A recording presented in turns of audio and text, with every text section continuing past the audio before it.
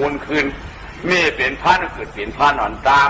โลกาสังขารามกลางช้างล่างอับจากการสั่งช้างเป็นชื่อในห้อยอ๋อดีเยอะเอามาแล้วล่ะมีเนี่ยเอาก็เลยมาล่ะอ๋อเอาเมื่อปาราณสีมาค่ะยี่ว่านาหันมาปะพวัติดีค่ะจังเลยมีเล่าเกาที่ไอ้ลูกเขาในมือจังมีทางอ่ะพ่อทุเรศปิดพ่อปิดลูกกันก็จุ่มยาวแค่เลยปีนี้ชื่อคนลูกใจสอนอะไรพ่อปีนี้ธนตากาถามานตัดกัดของยับชาโนตีโอ้ยเชื่อใครมุนมุนไรใครว่าไรคำได้กัดช้ำเลี้ยงช้ำลายกันกัดเฮ็ดกัดชวนกันหมดคำได้โกงชุบตาเต้าละกัดชาโนตีสุดสายชื่อนะคำได้ชวนยาวไว้กันในเนาะกัดชวนยาชี้กันไว้กันในก่อนเลยตั้งหูไหนลูกสมัครใครคุณหอกคุณหอกคำเนี้ยแหละจะอยู่ลาจะอยู่ปีธานิมิวมานักลาลืมสิ่งเลี้ยงจึงกวนขอหลักทางมังไม่อยากจะเจ้าไข่พระตามนอกกำนั้นชึงเจ้าท่านโปกึ่งเช้าดังนั้นหอเช้าดังนั้นหอกำแม่คุณหอกคำหลงเมื่อหลักจะอยู่สักมีลูกมีดามีมันกดตายมันจะว่าสักเยอะหนาวปากไฟตายเจ้าละเพราะว่าตายก็ได้ผูมาท่วมเมื่อเขาได้ขี่ไปให้คุณเนอก็ได้ของมันมีเชื่อมีเคอะคุณหอกข้ามในชุดหายไปกว่าจะเดาหนามันมีลูกล้างหางเอาลูกหน้าก็มีก็มีเยอะแต่เขาไม่คุณหอกข้ามในสังมันยาวปวดจีนเลยปืนพ่อมันตายมันเต้ามันมั่วหนามันกูเป็นคุณจริงๆเลยมันก็ปัดเปื้อนลูกปัดคุณตาคุณมันปัดเปื้อนเลยเขาก็อาจารย์เป็นมันหน้าเขาก็เปียงมันพอเราก็เปียงมันได้เขาก็ตายหนึ่งมันเป็นคุณอาจารย์ปากปล่อยมันจะตายปืนตายมันมีคุณหรือไม่อาบัติพอมือเขาฉี่ไปฉี่มาเลยพอเราขยันคุณถ้าพอคุณมันจะมาเอาคุณอาบัติเขาเฮ็ดติดตายรู้มันเจียวตายป้องตายมันเฮ็ดคุณกับความมาพ่อพุทธเขาเฮ็ดแต่เก่ากินเนื้อหลายๆกันเปียวัวกายหายชิงบุตรเจ้าวันพระพุทธส่วนเอาที่มันได้เอาคุณอยู่นี่เลยคุณหนุ่มสมมันเป็นจะเอาเจอจ้ามนะลุงกำลังมาอยากเห็นนั่นแหละคุณมึงเขาคือเมื่อเจอเขาขนาดเมื่อเห็นคุณเมื่อขนาดเมื่อคุณทำไมคุณคนทำให้ผ่านทำไมทำไมคุณคนทำให้ผ่านจะได้เป็นคุณกับว่าจ่ามือนะเอาตั้งนำว่ากี่เหมาสำหรับกำลังเผยนำเปี้ยทำไมทำไมคุณหาเหยื่อในน้ำจองดวงคุณหาเด็ดน้ำแดงจองมันน้องเลยทำไมเขาก็หาช่วยหันด้วยครับได้อามาสีป้าครับได้หาเป่าหูเป่าตาลูกเผือหลานมันเขาไม่เฮ้ยพี่เผือนองมาเนอะคือเผือเจ้ามาทำไมอาเป่าทำไม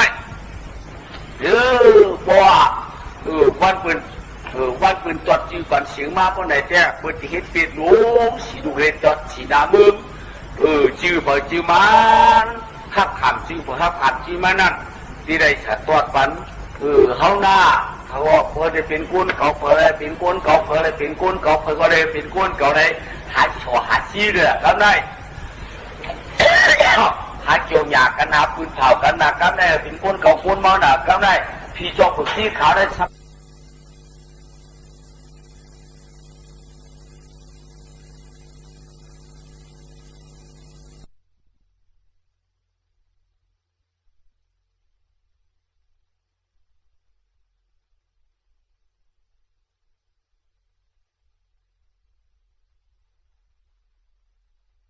บ้านก็บ้าอย่าฆ่าอีกเนี่ยไหวแล้วมือหลังจะอยู่กับพวกนี้เอาไว้รองครับเอาปากคุณหอกคุณนะเอาปากคุณนะคุณหอกเขาพูดถูกทองเขาเสียมาปากขาเมาบางคนมีคนผ่านที่ได้เอามากหาคู่หาคู่สัวเอาถึงเอาวันเมืองอย่าไปยิงใครยิงก้นกันผู้ยิงใครยิงก้นกันได้ติดสายฟองติดพืชฟองไว้ติดสายกำนำติดพืชกำขี่ไว้อย่าพีดเมื่อไหร่จะอยู่ได้มาเนี่ยบอกขี่มาคว้างตัวคนมึงก็ยิ้มแบบกูตัวอามาทองมึงเอาคนยิ้มคนมึงอะไรยิ้มทำไมคนมึงอะไรยิ้มอามาเขาได้จากช่วงน่ะจากตัวเอาผีว่า ที่บางคนเขาเห็นหนันเนี่ยก็ไม่บอกมาเห็นโดมาไม่โดมาเอามา70 หลักดูกว่าเขาไอ้ที่เห็นมาจึงตรงที่เรียนว่ากับผู้ที่พอยคุณคำนั่นเนี่ยต่างคู่กับคู่ประจาหัวอาจจะคู่เจ้าคู่นางนะต่างกันเขาเย็นหัวยาเขาใจกว่าจอมหลังไม่กว่ากับคู่อยู่คู่ยักกว่าคู่ดีคู่ดำวันเขาไม่ย่อทำไมมีใบไก่จับเจ้าขุนพาเอามือไก่ขาดที่ออกเจ้าแหลกชีมาดีย้อนคว้างอ๋อคันเขาเสียมือกวนขึ้นค่ะเทือกเลยอยู่นั่นค่ะเมื่อจังหวะชื่อเสียงนั่นลูกใจเขาห้องเดียว่ากีฬาวาชาหน้าในชื่อคือในต่างอย่างที่ต่างมันชื่อว่ากีฬาวาชาป่ะชื่อว่าน่ะกีฬาวาชาไม่อะในชื่อกีฬาวาชาก็ไม่ต้องหาผู้นี้ยองยังโอกาเพราะว่าตั้งอยากก็เขาขับพานก็ตั้งอยากเนี่ยก็ไปซ้อมกันที่นั่นคำเหลือนอนนั่นคำเหลือนอนด้านขวาที่นั่นไม่ปัดเขาบึ้งแหละจะอยู่เอาลูกเพราะเขาเมื่อไหร่จะอยู่กับเขาก็ปล่อยให้เห็นมาให้ดูใจเชื่อว่าเราไปคุกกันแล้วไปคุกจีเผาพวกกังเนื้อม้ามเหตุการณ์เขาก็หาเครื่องผ่าเปิดตั้งมากก็พอเอาคุยมาหยอกว่ากระพอไอ้มาหยอกว่ากระพอเขาปืนมาหยอกว่านี่เลยถึงมาคุกจีเขาคนมือเขาม้ามคุกปากตามมาตามวังอะไรถึงมาจากบ้านไหนก็ไม่ขับผมมีกับเขากว่าไม่ที่เห็นมาเจ๊สูงหลวงมาฮ่าแล้วก็มาคุกใจคือคุกก็คือปลาจีนขานั่นแหละก็ไม่เอาอย่างนั้นเนี่ยก็ไม่อย่างนั้นมาคุกอะไรก็มองคุณเนี่ยองอะไรลงมาอยู่ด้วยยายเว้ยยายเจ้ามันคุณเดียวเอ้ยยายเจ้าทอดคุณยาเราเอ้ยไม่ยายเจ้าทอดคุณยาเรายายเจ้ามันคุณดีแล้วไม่เดี๋ยวคุณมาถามว่าเจ้าเขาอยู่ว่าที่ใดกินที่ใดเป็นคันว่านั่นเนาะเจ้าเขาลูกเหลือมาค่ะเนี่ยเขาก็ลูกได้งวนตาโตตามมาไหนก็ไม่เจ้าเป็นจัดที่ย่องนิ้วในนิ้วหน้าเปิดคันบอกเปิดฮัดถามเขาก็บอกเราเขาเป็นนิ้วพาเนี่ยก็ว่างเราคุณก็ปังเอาเมื่อเทียนที่เป็นจอมโดกเนื้อเมื่อหลังจะจูลูกเขาก็เจ้าว่าชาวันคุณเมื่อได้หลังเฮือนคุณเมื่อหลังจะจูได้ส่งเข้มันกี่ก็มาเจ้าเนี่ยมีการเนี่ยช่องด้านหาปุ๊กตีช่องปุ๊กตีถามด้านช่องปุ๊กตีถามด้าน450,000โคกเห็น7 ปาก8 ทิศไปเกาหลังแล้วเมื่อไรหลังเฮือนเขาของกุ๊กตีถามล่าง450,000โคกเห็น7 ปาก8 ทิศไปเกาหลังเนาะหลังเฮือนคนน้ำกินน้ำไม่คอยกับคนนี้ปียามนี้แล้วเมื่อนั้นหลังเฮือนได้น้ำคนได้น้ำคนนี้ปียามนี้คนประหุกทุกตามนี้คนกัดคนแขนน้ำนี้มีคนใกล้โยกขายโยกตะโวขายควายคนใกล้ก่อการเปิดการมันยิ่งออกการเปิดการมันพวกวันก็เหตุการณ์ขมาคนนอนจองดึงได้ไปกับแดนลอกปีญาธนักชานั่นมีเจอเมียวเมื่อนั้นเมื่อแล้วมาแล้วฝ่ายคุณออกครั้ง10 วัน10 ลักครั้ง3 ลักครั้งอันเป็นคุณก็เป็นคุณที่คิดอันเป็นข้าก็เป็นข้าที่คิดเพิ่มพูดไปไก่เป็นไก่เป็ดเป็นเป็ดจางให้ถือเนาะเช่นนั้นหนูที่เรียกลับมาเป็นเช่นนั้นมาเพราะว่าไผ่คุณออกครับว่า10 บ้านแบบนี้คุณออกครับเลยอามาเขาอังเฮได้มืออังชุดชักเลยผีมาห้องโฉยแล้วนะก็ผีมาห้องโฉยอะไรก็จอได้เอากีฬาวัดชานั่นมาเป็นเจ้ามือคุณออกครับเขาก็ในอยู่ที่ไหนในย่อชักนะเนาะย่อชักนี่ก็ในสมัยบินใบไก่จับแทงไปยังก่อนตราเจ้าเงาโหทีนี้ตั้งหลังลอยๆพอปังยังคงได้จังลูกวัดขึ้นนี่ตั้งหลังแทงวัดคุณลุงออกครับปราณาชีว่าอันขุนพันดักเอาลุงยิ่งมันกว่าลุงยิ่งดักเอาพันกว่านั่นเขาหลักเมื่อลักเขาพลักเขาของหูเรากันไปนั่นมันจะได้แต่ดำหนาไฟกันจะไก่เรื่องปืนก็เป็นลุงยิ่งขับปั่นดีมากหรือปั่นดีมากถึงมันหรือไม่ถึงพวกภาคคำนี้ต่อเมื่อลงปราณาชีดีที่รองตาคณะเจ้ามามีปัตตานีเขาออกโอ้1 คณะเขามาเอาปีขุนพานเหผู้วัดถึงเมืองหลวงหลังจากอยู่ข้าไว้กาตาขึ้นมือตั้งวันนองมือหลังได้เจ็บมีบ้านมันขาปูไว้กาย้อนกันตัวปูเขาขยาว ลูกยิงยันหนักกว้างก็เห็นชั้นขาคาลูกยิงเขามาเปี่ยวมนอยู่น้องเมืองหลงหลาจะอยู่ในเย้าคามาเป็นนางแอกก้าเมจิวคาอามาอยู่ใจความหมาน้อมเตยเปือนค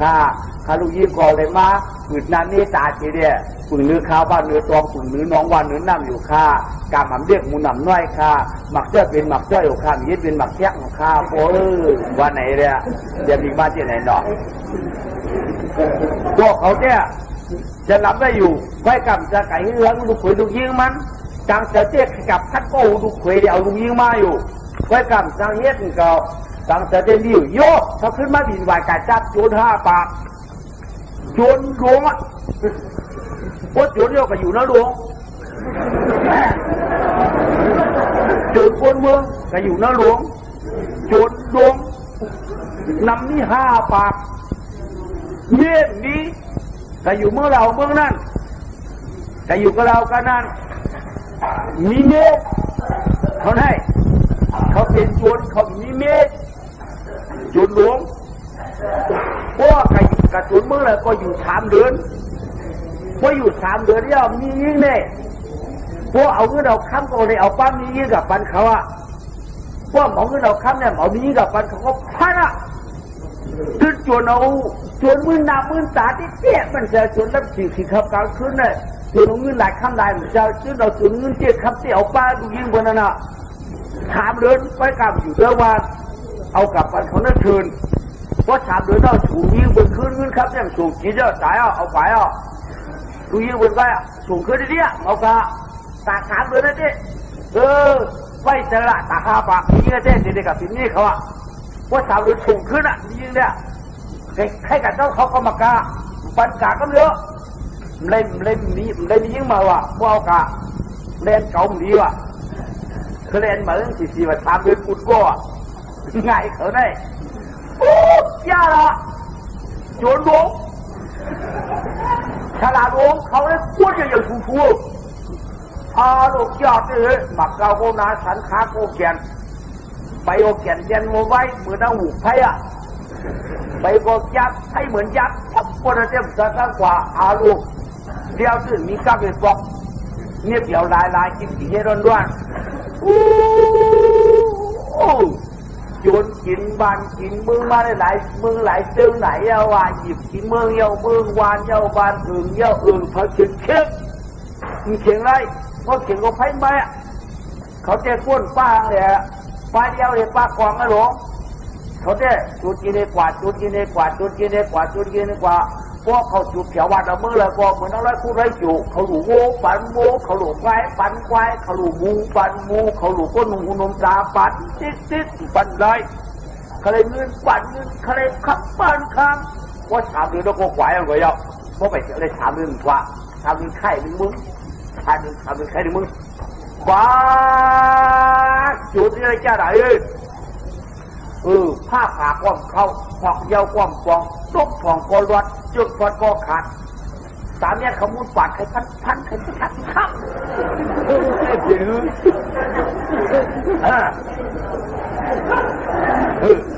3 เนี่ยขมุนปาด3 บาทขมุนจอกนอกอยู่ก็ตื่นตายเขาได้เจ้าไหน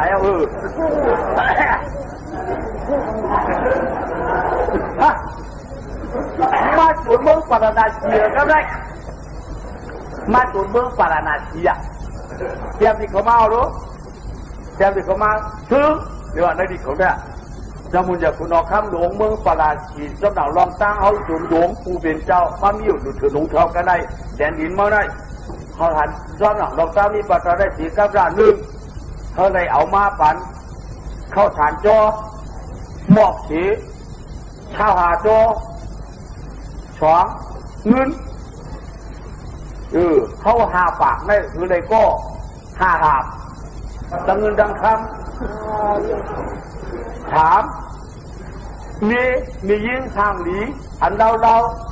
อันเปิดอันปืนไปเก้านั่นอาชักที่4 ที่ 6อย่าไปได้ตกแต่ปืนมือปืนเอามาปั่นเขาแต่5 ปากพวกเอามาไว้ว่าไหนว่าจำลิงมาจอครับเลยหาน้องไปเนี่ยมันเบียดเนี่ยไปเจ้าดีอ่อนกว่าของน้องครับจะไปใช้แค่ถูกคือว่า ถึงตัวลงตัวเป็นเจ้าเจ้าลงเขาถึงคือจอมดาวเราสร้างสู่เจ้าแจ่มดีมากที่ข้าเขาก็ข้าผันเย้าเข้ามาเลยค่ะอย่าไปอยู่เนื้อเทินอย่าไปอยู่เนื้อดงป่าไม้อย่าไปอยู่เนื้อเถินเนื้อคือเข้ามาค่ะเข้ามาในเวียนเพราะว่าเจ้าข้าไปนาอุกันถูกปันบอกปันอันนี้นะอย่าไปไม่ใจกำขามึงประนันมึงมองสู่เจ้าสิมือระยาวไม่กำขาใครมีสู่เจ้ายังว่าก็เดี๋ยวเอา3 เดือนหนึ่งขึ้นเอาใครมาปันสู่ชาบก็มาในเวียนเลยค่ะเขาก็ช่วงหน้าอะไรมีนะมาฝ่าบุญเวียนเขามามาเฮ็ดโหดเต๋ในห้องของมาเนี่ยอยู่นึกขึ้นถามก็อับกันนะบดจับเลย3 เดือนไหมข้าไปขนมข้าไม่อากูแล้วนะไม่อากูใจค่ะเราก็เป็นกี่รู้ถึงรู้หาเต่าก็วันหาเต่าก็ชี้วันชี้มึงเขามึงออกอันข้าเจ้าเขาข้าได้ใครสินน่ะช่วยแขนในกำขาช่วยช่วยเจ้าเก่าหลวงเขาได้ดูดีมเลยดูให้ไว้พวกเจ้าก็ดูให้ใจไรพวกเจ้าก็ดูดีเนี่ยห้องหมดใจห้องยิ้มบังดักไปยิ้มกองไว้เขาได้จะชินเขาได้จะชิน5 ชิน10เขาได้เป็นชิน10ช่องควันทุกตัวเราเพราะชิน5เป็นผู้แห้งวันช่องควันเป็นบวชเขาได้ชิน5ในกำไพเดียวก็ตัวเนี่ยว่าชินที่เป็น2 ควันกำเจนทุกบวชเราอะเขาได้กำชิน10เดียวเลยชิน5ตั้งไปชิน5ตั้งเงาในตาเนี่ยยืมเนี่ยเลยไม่ไปชิน10หมดเลยเนาะของควันหนุ่มหน้าไก่ควันหนุ่มอยู่ของเราลูกในชิน10หรอกดูช่วยแกมันให้อันดีใหญ่ดักแต่เตี้ยมันในบ้านให้เขาข้าเขาดูแน่เจ้าหลวงลูกยิงเขาคาแล้วลูกคุยเขาคาหรือแน่บริษัทอีเมียวกวนเมื่อปีคุณนกครับอยู่เมื่อหลายจะกี่ปีก้อยกาครับในลูกคุยเขาคานั่นเขาคาอะไรก็หูมันลูกยิงเขาคาได้เขาคาอะไรไม่เนี่ยมาโคตรถอนขี่มันอันไหนเจ้าเฮ็ดปัญญาจูได้เขาได้ครับเดี๋ยวได้ดิพวกอะไรวะเนี่ยช่วยแขนในกำขาก้อยกาไอ้พลาดเขาว่าจื้อเนี่ยจุดจอมพุทธจักรก้อยกามันเป็นกู้เนี่ยมันเป็นพลาดเอาคาของลูก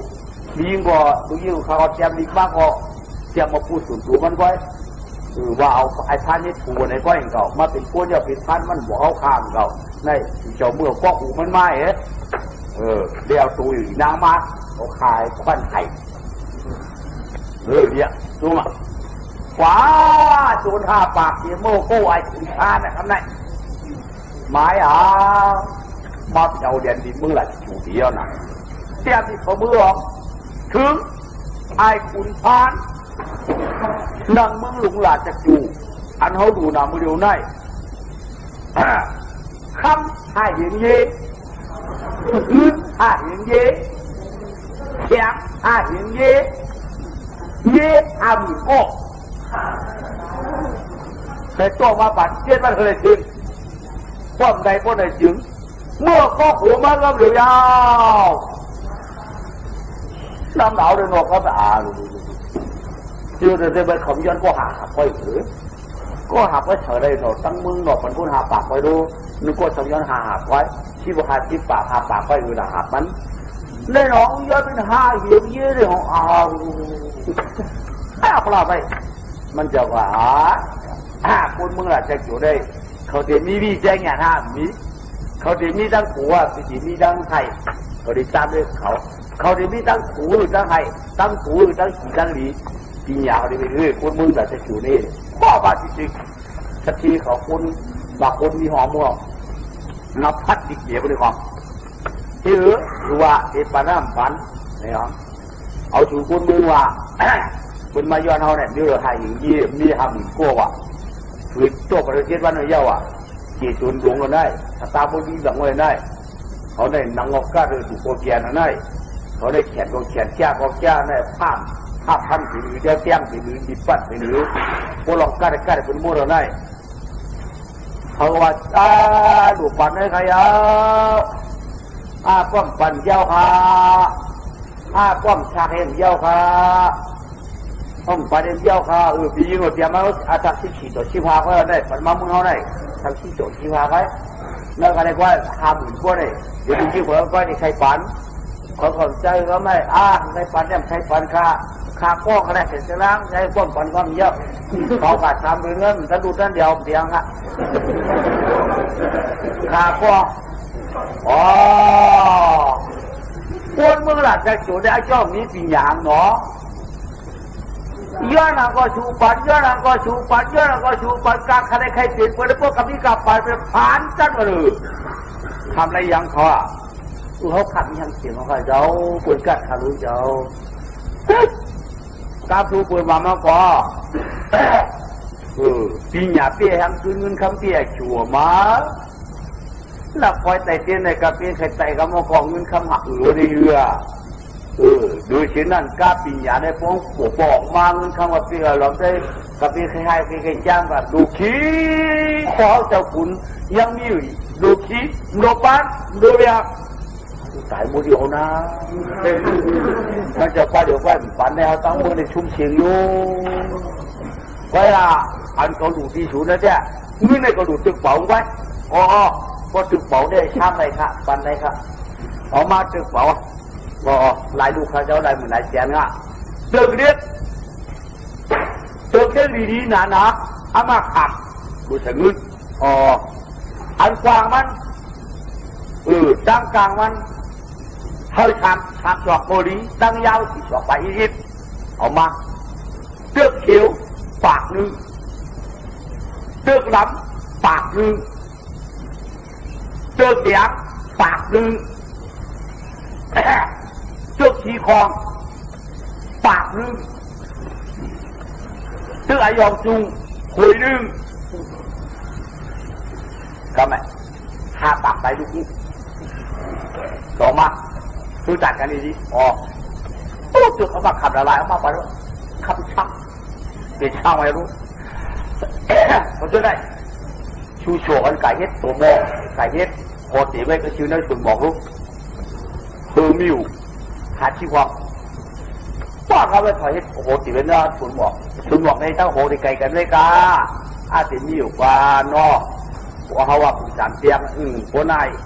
หมกตึงเสียนนี่มิวหรือไก่ไม่รู้ไก่หัวไม่รู้เข้าครับที่จับไปน้าโคติบุตรมียิงได้ไปเอากว่าตามที่จี้จุ่เจ้าคุณออกคำว่าได้แจ่มดีกว่ารู้ถึงเกตุโนตัวเป็นเจ้าอันสุเจ้าคันใดนั่นเจ๊อย่าเป็นไม่เจอมีเดี๋ยวใครพอแข้งเดียวไม่การเมื่อมาอยู่นั่นถึงนั่นเคยได้ตู้กันย้อนกันในบ้านพอดีค่ะพูดเองปัญหาหนาตันตากันเองเชื่อมนำเจ้าขุนพระอ่อนอันบารันก็ว่าสุเจ้าใครก็หูมันในคนที่คำตายปันสุเจ้าอยู่ค่ะอย่าเป็นไม่เจอค่ะปล่อยค่ะอะไรกับมากินเลือดกินเปลือกกันเองน่าหดเด็กหวานน่าหดเด็กหวานมีหรอขันเอาไว้บรรจุเจ้าขนาดน่ะค่อยขยับดีอย่าปีไม่ใจกังค่ะเมื่อทุกให้จุเจ้าเขามาคนปากหนึ่งอันเป็นงงจากที่ตัวลูกผัวรู้ทุน่ะเขามาอีกคำค่ะตากคนปากหนึ่งบริเดียวเขามือปากไว้ปากไปโก้ว่าคุณแล้วเขาเนี่ยมาปากไปโก้วะน่ะ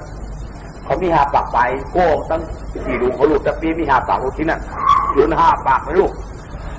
ข้างเงาเขาจะมีโก้มาเจ้าคุณเอาข้าวผ้าเข้าไปค่อยกลับมาเจอที่ขั้วหยัดคุณมือเหกับเดียวกันนั้นเขาก็มาถามหาไหม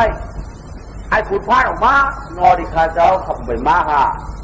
ถามแย่ตูงก็เดียวนี่เรานี่ไปโคดิคานอโรตีทำไงไอ้คุณผ้าเนี่ยไงเขาเบียงค่ะไหนไว้พวกเงินคำเนี่ยปัจจุบันเดียมรอบเลยโอ้มขาค่ะเจ้าเจ้ามันไงทานขาดหัวกุกีกวนมึงเงี้ยวใครอ่ะเจ้ามันนั้นกินจ่อค่ะป้าตก เมื่อไหร่จะอยู่ได้เขาทำให้เราหวานเราได้หวานอ่ะหนึ่งกินหนึ่งเจี๊ยบหนึ่งกินหนึ่งเจี๊ยบหนึ่งกินหนึ่งเจี๊ยบโอ้ปันเขากินเนื้อหมูเนื้อไก่กินไข่เป็ดแต่ไปเห็นมันเนื้อไก่เนื้อหมูจะได้ใหญ่ๆกินเมาอย่ากูเข้ามักเรามียืดหวานมียืดอิดอาทักคิดขี่ชุดอีหลายที่ทางเดียวเราเจ้าขุนพันจะเลือกเอากะปากไปเขาคือบันเขาดีเตี้ยเพราะเขาป้อนยืนดูเราบันเขาทำได้ยุบปลาแขนเบินปลามือเบินเอาปลากอกเรากินนับตาแเนี่ยนะกินข้าพี่ขุนเมืองไก่นั่งอยู่เด็ดเมื่อไรเจ้าหัวไหวนั่งที่เมืองเอากินเมาได้สิยาเห็นอะไรมีมือนั่งนอกินข้าที่เดี๋ยวงานเมืองเว้ยเห็นไหมลูกกินซื้ออันใดก็วานในที่แล้วงานเขาเห็นไหมลูกอันใดกินไข่เจี๊ยกืออันใดกินไข่ดิบลายเห็นไหมลูกของชดจิบตึกจิบกินไม่ได้ของเจ้าคนเราคำพานได้ปุ่งเปลี่ยนปุ่งจามเดียวในนี้ไว้เยี่ยวพันค่ะน้ำพริกขี้จอกไอ้หูดิ้งหูงอกเงี้ยเลยฉีค่ะมันก็ละดีแหมไม่หรอดีแหมดีค่ะเนาะไอ้พานนี่มาคุณนะมาเมื่อไหร่จะเกี่ยวได้เลยเขาลัดมาแทรกว่าหัวมือมีนั่นได้เอามือปั่นขึ้นนะนี่อยู่กันนะนี่ก็กับนี่กันอดองไอ้พานเนี่ยผมนี่กันนั้นนี่ก็กับนี่จนขวายันมือเราเด็ดข้างริวโก้เลยตัวไหนละมีมาในเดือนแล้วเนี่ยน้อยกินข้าหน้าหนาวมาหน้าหันมาเพราะว่าถึงมันห้ามดีนะความหนาลูกถ้าก็เห็นเอาน้ำเราเลยคือดับฟันเขากินนะแล้วนั่นเนื้อมันดังมันอ่านจะเลยปิดมันกินข้าที่เมืองไก่เขากินข้าเห็นแล้วรู้เนาะบ้านกินเวลาดียิ่งก็เก้าอ่อยก็มาลูกเลยเอาลูกลูกแล้วเราหวานได้พ่อไม่ได้เมาเลยทำหูตัวเนาะพ่อหูตัวร้องเที่ยวเพียบสาเสร็จพูดนั้นกว่ามีกันแล้วเนี่ยมันนำลูกมันใครขาทางนั่นตัวพี่ก็ช่างชิมไม่ได้เอามือแล้วเนาะเอามาเลยครับเอามาเลยตาปากปลายก้องตัวไหมเอาไปจิตโลกตัวใหญ่พวกนั้นเอาเยี่ยเลยตึกฟ้องจุ่มเขาไหมอันนั้นเป็นที่ฟ้องจุ่มเขาไหมไม่เยี่ยแล้วเลยก็จวดที่คำจวดเยี่ยพาดทองแบบเตรียมเขาไว้เชียงหลงอย่ามาแล้วเชียงหลงนี่เขาไม่รู้เชียงถึงเมืองหลงนี่เขาไม่รู้